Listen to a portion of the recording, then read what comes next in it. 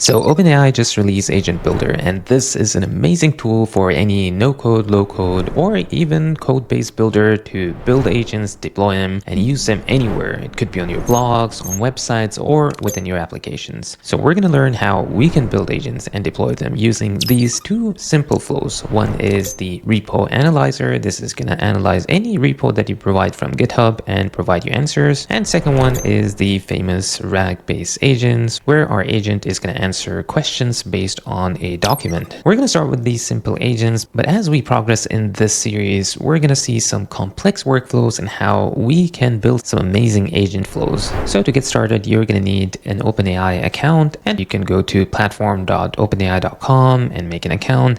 You might have to set up billing, and once you do that, you can access the Agent Builder. Now, as soon as you get started, you might see some other flows here. Those are some example flows, and once you click through one of them, you'll see a flow like this. It is a bit complex to start with, so we are going to build our own flow. Now, as soon as you create a flow, you'll notice that you are provided with these two components or nodes. The first one is the start. This one is where all of our chats are going to be brought to the workflows. Now, as of now, only text is the input that you can provide to these flows. Of course, you can add links or you can reference a file or an image with a URL, but you can't necessarily build a multimodal agent as of now. For example, you can't build a voice agent, but this could change soon as this is a very recent launch and there are a lot of changes anticipated. Now, every node here, once you click, you'll see the options, and on the right, I see that the variable is input as text, and then there is the option to add a state variable.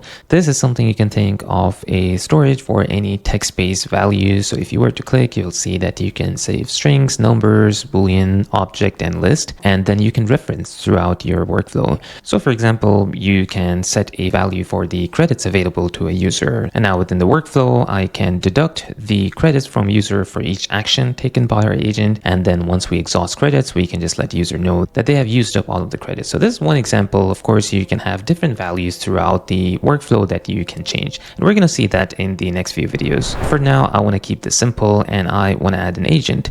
And now the agent interface, if you have worked with any tools like Zapier or NA10, this is going to be quite familiar, where we have some info about any particular node on the right side. So here I can describe and name the agent and then provide some instructions saying that you are an expert in GitHub repos and you can understand them well and explain it to users. Now that's exactly what I did in the Repo Analyzer, where I am saying that given a repo link, you are going to provide a high-level summary of the repo. So a quick few things that we notice here is that we can include the chat history, we can change the model. So in many cases, you might not need the most powerful. So I'm going to change this to something like GPT-5 Mini or Nano. And then there is the reasoning effort. You can change how much you want the reasoning effort to be. So if it is a simple task, you can just say low or minimal. And then we have the tools. And this is going to be the most interesting aspect for us. Now, these tools are divided into something that you can build yourself or something that is available from OpenAI. Now, the first one with ChatKit and then the local functions here, we're going to touch them later. Now, even though the tool selection looks limited, but there is quite a lot that we can do with these options. So I am going to start with the MCP server. That's what I did here. I added that as a tool. Now, if you were to add a new one, what you'll see is that there are a few MCP servers available by either OpenAI or there are by other developers. And something simple that you can add is the deep wiki. It doesn't require a token or API key or so. So you can just quickly add it, give it some description, and then connect it. Once you connect it, you'll see the option here that if there is any sort of approval needed, you're basically given the user option to approve it while they're using it or not. So in that case, I'm saying never. And then I am allowing all of the tools here. So if you see, it's quite safe. It's just reading different repo details available from Deep Wiki. So we are going to use that. I'm going to update. And then after that, you'll notice that there are a few different output options. Now, since I just want the summary of the repo and then provide that to the user, I'm going to keep it text. But then of course we can make it as a widget, which we'll see in a little bit. There are a few more options as well, but just to get started, we're going to just go ahead and just preview this agent. And just as an example, I'm going to provide one of the OpenAI repos and I'll copy the link and ask our agent to help me with this repo. Now, as soon as I hit run, what's going to happen is we start with the first node, then we go to the my agent node here. It's going to start reasoning. It's going to provide the thinking that it's going through. It's going to pull the data, and then it is going to summarize that and provide that as a response. Now, all of this is happening quite fast. You're probably not seeing what's happening behind the scenes with the MCP or other tools that it uses. So what we can do is we close the preview, and then we can go to our evaluation section. Here is where you can actually see all of the traces. So basically what exactly happened behind the scene. So if I were to just see, first thing is that the start node was triggered, then it went to the agent, then it went to the end, and then within the agent, we see that there are some additional things happening. So if I were to click on that, what I'll notice is that it went to the responses, had some system instructions. So this is something we provided, and then we had the user data, and then it used the MCP, and based on the response, it was able to then summarize all of the details for us. You can take the code, so you can embed this code in any of your blogs or websites, and then you can see a chat widget on your website. The other option is to use within Agents SDK. This is a code base available from OpenAI where you can pretty much build agent-based flows with code. Now, a couple of things you'll notice is that there is the option to see what's happening with each of these connections. So you can see what's the output and the input here, and if the connection is valid or not. There's also a dock at the bottom here where you can select a few different components or just the hand tool, and also you can go back and forth with the work that you have done. Now, again, this is a simple workflow. It gets you started and gives you an idea how the agent workflows are within this builder. Now, a second workflow is very similar. It's just a RAG agent. And if you want to learn a bit more about RAG, you can go back to some of the videos where we discuss in details how RAG works and how we can use to answer questions from any documents or data source. So if you look at the workflow, you can understand that building a RAG agent is now quite easy in 2025.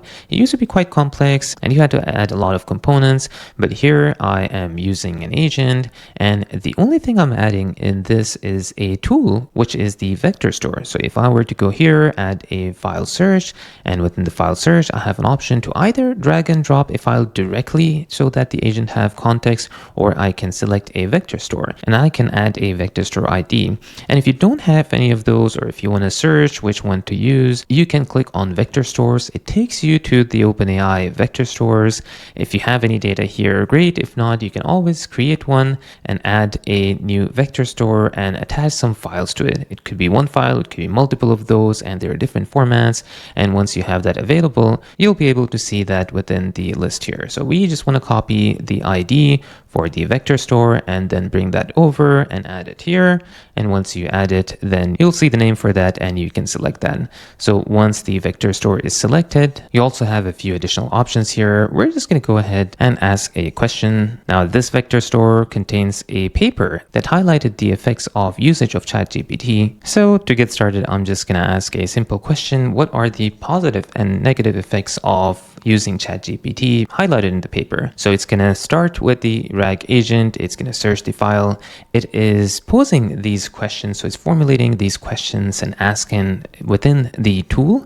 And that tool is the vector store that we saw earlier.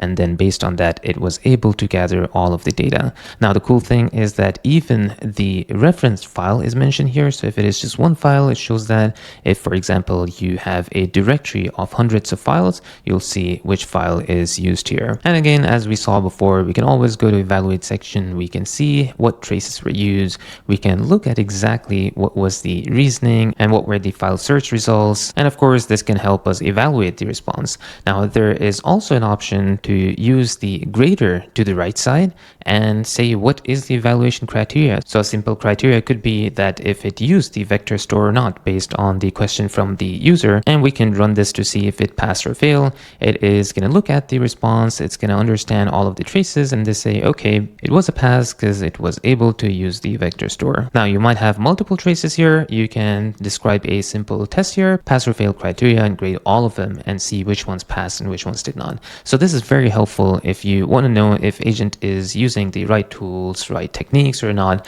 and then based on that, you can make changes. Now, this is just the beginning. Follow along to Master Agent Builder by OpenAI.